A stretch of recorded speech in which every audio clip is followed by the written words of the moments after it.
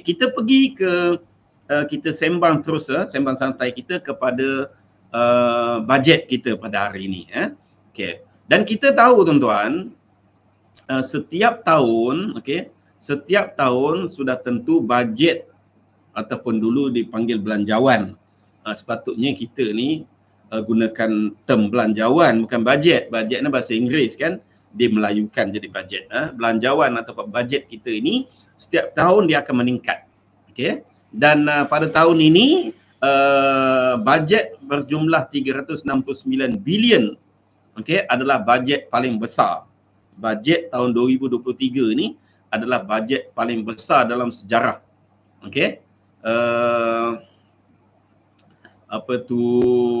Lebih besar daripada bajet tahun 2022, iaitu kira-kira 12 bilion. Lebih besar daripada bajet tahun 2022. Dan kita memang menjangkakan, bajet tahun 2023 ini adalah bajet yang paling besar kerana bajet ini akan menjadi gula-gula politik. Sebab setiap kali diambang pilihan raya umum, Kerajaan Barisan Nasional akan menggunakan bajet ini untuk strategi kempen mereka.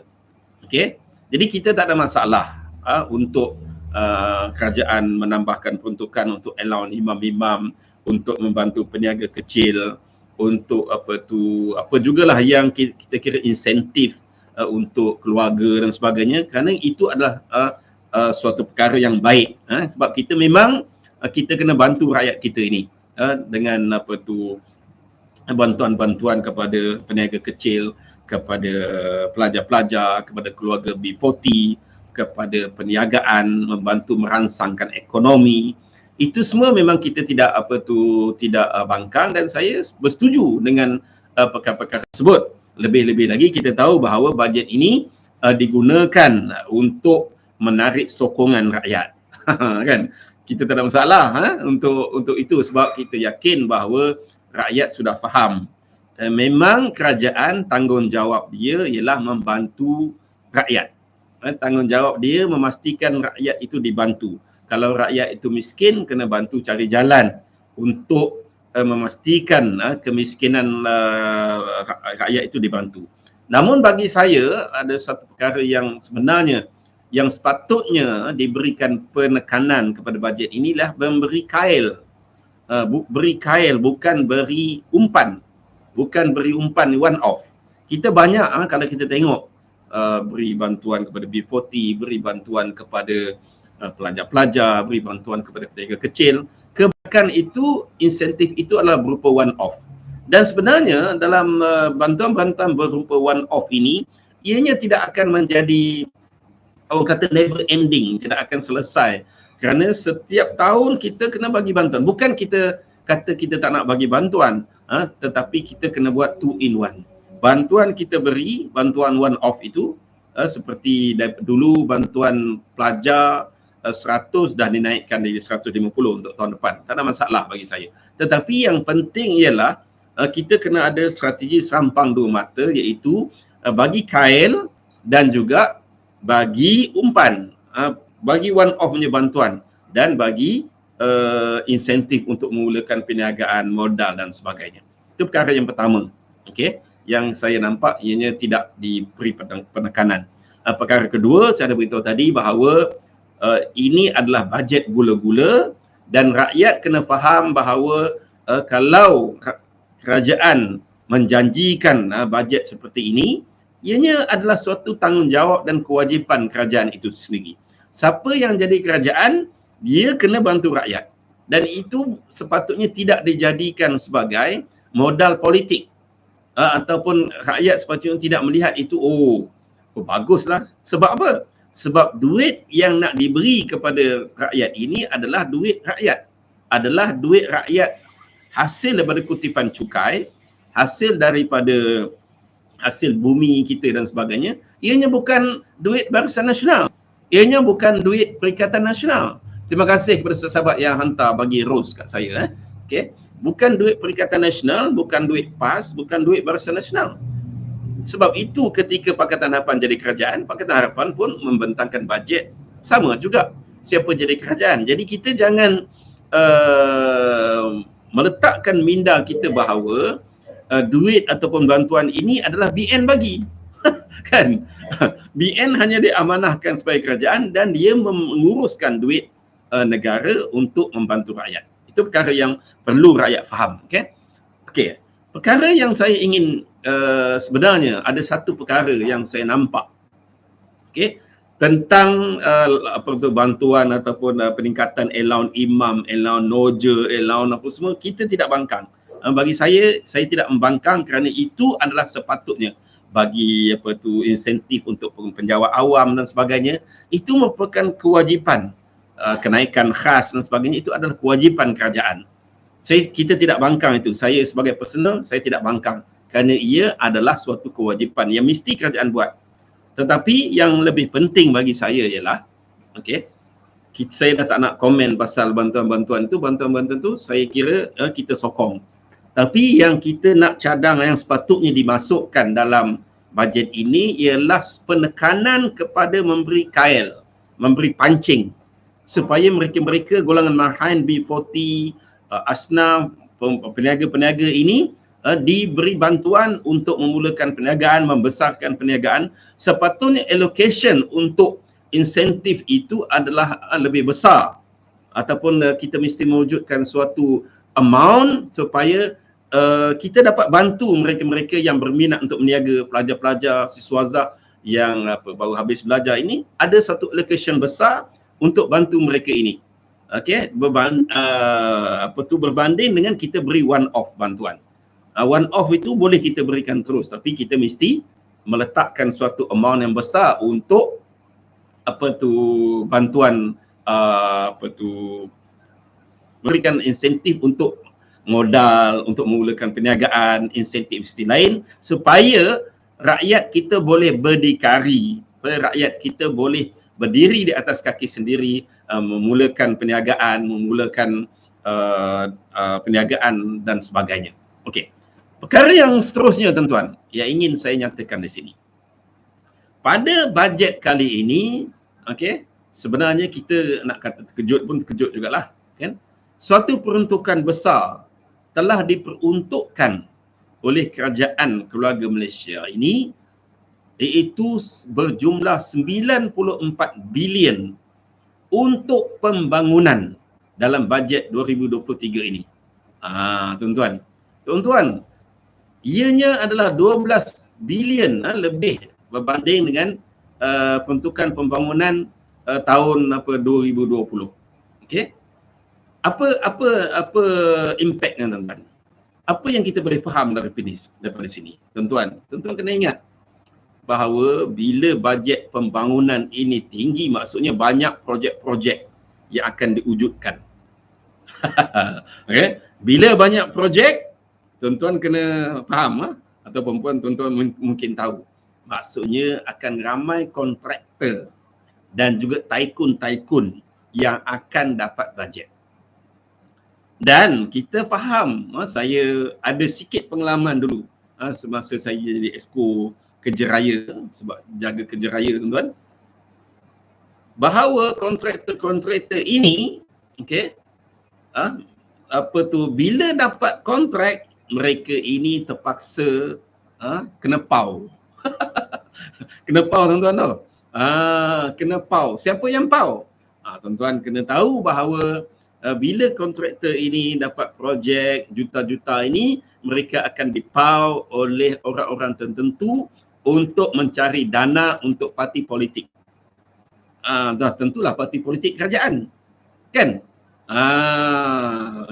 Dan juga ada juga setengah tu, setakat terus terang lah, makan komisen, makan rasuah. Saya ada pengalaman ini sebab saya duduk di situ. Alhamdulillah lah, bukan kata saya nak tunjuk saya bagus, tapi alhamdulillah saya tak ambil satu sen pun lah. 22 bulan itu Tuhan pelihara saya lah. Kalau tidak saya tak berkebun lah tuan-tuan. Tak adalah menyangkul tanah dan sebagainya. Jadi apa yang saya nak sebut di sini, peruntukan berjumlah 94 bilion untuk pembangunan itu yang jauh lebih besar daripada peruntukan pembangunan 2022 sebenarnya akan diraikan oleh kontraktor dan juga tycoon-tycoon. Lagi banyak peruntukan pembangunan itu, okey, lagi banyaklah kontraktor akan dapat projek. Kita tidak, sebenarnya pembangunan itu bagus, bagus untuk rakyat dan sebagainya. Tetapi pada masa yang sama, saya melihat bahawa bila peruntukan besar untuk berjumlah 94 bilion ini, sebenarnya akan ada mereka yang mendapat manfaat. Kontraktor itu satu hal lah. Parti-parti yang akan dapat komisen, mereka-mereka individu yang dapat duit tepi dan sebagainya, rasuah dan sebagainya. Ini berlaku, ini budaya dalam negara kita. Dan inilah sebenarnya intipati kepada bajet ini. Kita tahu bahawa untuk rakyat kita, itu saya tak ada bangkangan. Tetapi saya dapat melihat bahawa dengan peruntukan 94 bilion untuk pembangunan ini, ianya sebenarnya akan ada mereka-mereka yang dapat manfaat.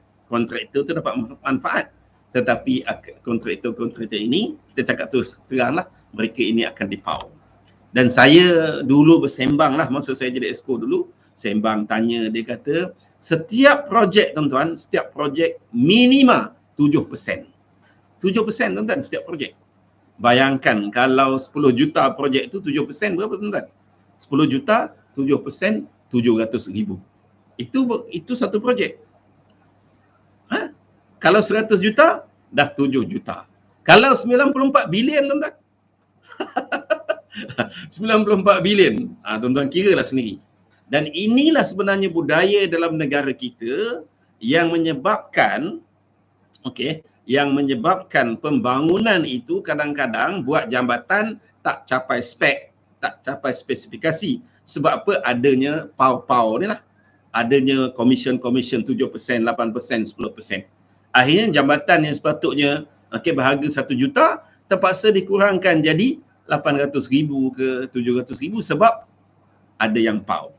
Ini saya bukan sebut nama, tetapi ini budaya yang berlaku dalam negara kita, yang inilah sebenarnya yang orang kata ketirisan. Ketirisan dalam duit rakyat, dana awam ke, ketirisan bajet ini, inilah budaya yang berlaku yang menyebabkan ketirisan duit negara, duit rakyat. Dan inilah yang dinyatakan, antara yang dinyatakan oleh Dr. Rais Husin dalam kajiannya, dalam pemerhatian dia kata kita sudah tiris 3 trilion. Saya tak ingat daripada tahun berapa ke tahun berapa, sudah berlaku ketirisan sebanyak 3 trilion. Bayangkan tuan-tuan, 3 trilion tu berapa banyak yang kita boleh gunakan untuk membantu rakyat, membuat pembangunan, bantu orang miskin, buat rumah orang miskin dan sebagainya. Itu poin saya yang kedua. Poin saya yang pertama tadi ialah segala insentif, bantuan, bayaran untuk hari raya lah, bayaran kenaikan untuk imam dan sebagainya tu saya tak ada masalah. Kita beri sokongan yang itu. Tetapi kita perlu juga memberikan allocation kepada perkara-perkara berkaitan untuk rakyat berdikari. Perkara kedua, berlakunya peruntukan besar untuk program pembangunan sejumlah 94 bilion, jauh berbanding dengan bajet untuk 2022, dan 94 bilion ini sudah tentu memberikan keuntungan kepada kontraktor dan tycoon. Tetapi pada masa yang sama, budaya negara kita ini akan ada, mereka ini akan dapat dana politik, akan ada mereka-mereka yang pau, dan pengalaman saya 7% sehingga 10% itu akan dipau oleh mereka-mereka yang tidak bertanggungjawab, yang akhirnya dana yang sepatutnya digunakan untuk buat jambatan dan sebagainya itu, akhirnya jambatan itu tidak ikut spesifikasi. Sekolah itu kita tengok stadium runtuh di Terengganu dan macam-macam. Perkara yang ketiga, saya ingin komen tentang bajet ini. Perkara ketiga ialah kita belanja besar. Tuan-tuan, tadi saya dah beritahu kita belanja 369 bilion untuk 2023 ini. Tuan-tuan sedar atau tidak? Sekarang ini hutang negara kita, hutang negara yang telah diaudit, yang telah diaudit untuk sehingga 31 Disember 2021, okey, yang telah diaudit ialah sebanyak 989 bilion, 989.71 bilion ringgit. Itu sehingga 31 Disember 2021. Dan saya yakin sehingga ke hari ini hutang negara kita sudah mencapai 1 trilion, tuan-tuan.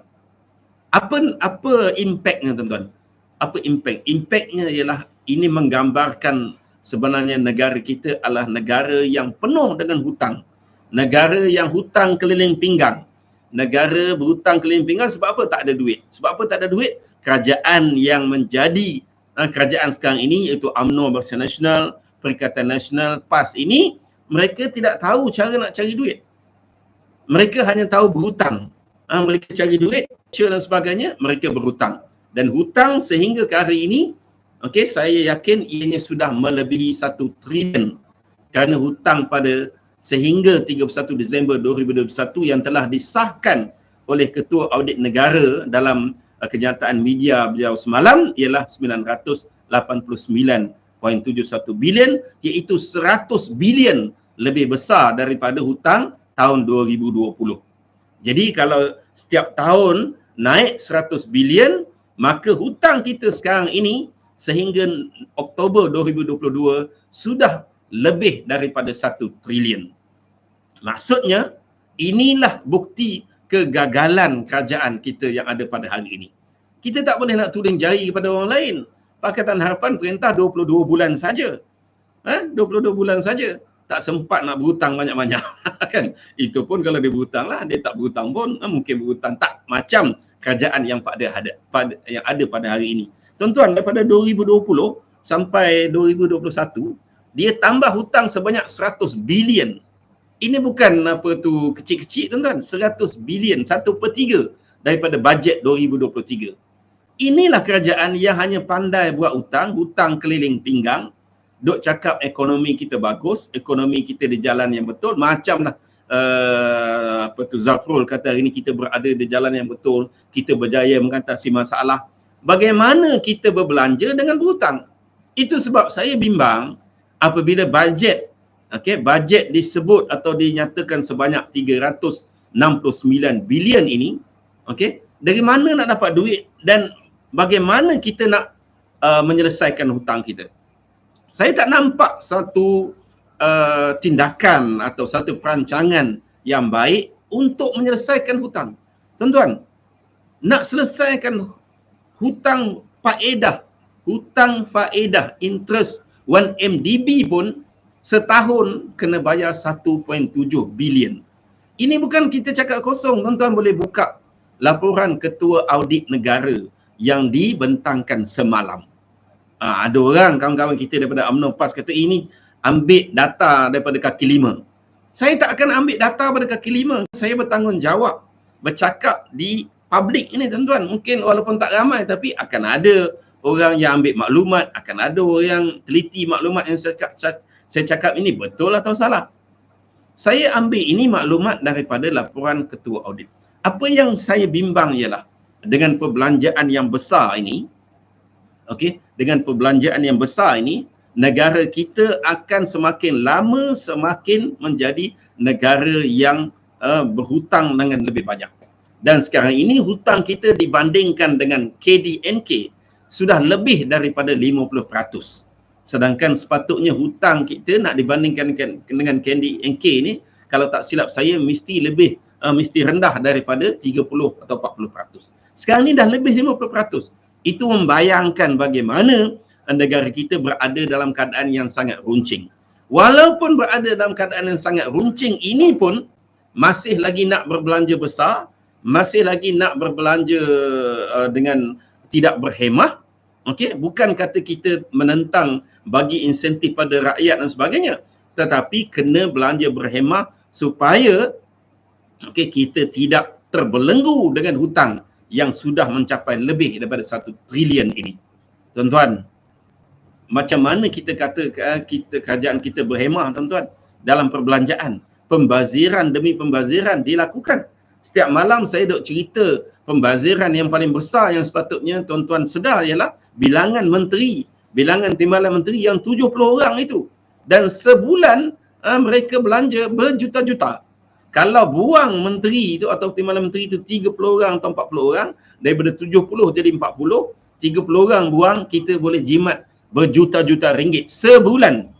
Kerana 30 orang itu allowance mereka 50,000. Itu allowance mereka saja, belum masuk allowance pegawai khas, belum masuk allowance pegawai-pegawai, allowance setpol, beli kereta welfare untuk menteri timbalan menteri, minyak welfare, tol dan sebagainya. Jadi kita boleh menjimatkan duit kita lebih daripada 1 juta sebulan, tuan-tuan. Oleh kerana jelas bahawa duk belanja besar, kerak besar kita ni, tapi kita tak fikir bagaimana untuk memastikan negara kita bebas daripada hutang. Sebuah negara yang berhutang, tuan-tuan, maksudnya negara ni pendapatan dia sikit berbanding dengan berbelanja. Macam kita lah, kita noreh getah RM30, sehari kita dapat, kita belanja RM50 sehari. Negatif RM20 tiap-tiap hari. Itulah kita sebagai orang kampung, saya sebagai orang kampung Marhain ini. Itu yang kita faham. Maksudnya, bila negara kita semakin lama semakin banyak hutang, semakin tinggi hutang, maksudnya pendapatan kita kurang daripada hasil. Tetapi belanja mengalahkan orang kaya. Orang Perak kata, biar papai saya bergaya. Itulah kerajaan. Yang dalam tu ada PAS. Kononnya PAS Berjuang Islam. Konon berkata bahawa orang yang membazir itu saudara syaitan dan sebagainya. Tetapi kita tidak nampak suatu kesungguhan, suatu keinsafan, suatu kesedaran yang ditunjuk oleh kerajaan dalam nak menguruskan keuangan, sehingga hutang kita meningkat 100 bilion berbanding dengan 2020 dan 2021. Dan saya nak ulang sekali lagi, hutang pada tahun 2021 ialah 989.71 bilion, dan hutang sehingga hari ini saya yakin ianya sudah melebihi 1 trilion. Bayangkan tuan-tuan, 1 trilion. Dan dalam keadaan macam tu pun, kita tengok bahawa mereka yang jadi kerajaan pada hari ini, mereka memikirkan cara bagaimana nak pastikan duit itu masuk kepada hati mereka untuk dijadikan dana politik, okey, dan untuk mereka bertanding dalam pilihan raya umum. Kerana kita tahu bahawa UMNO dan PN ke PAS ni, PAS pun dah terikut sama, mereka tidak akan dapat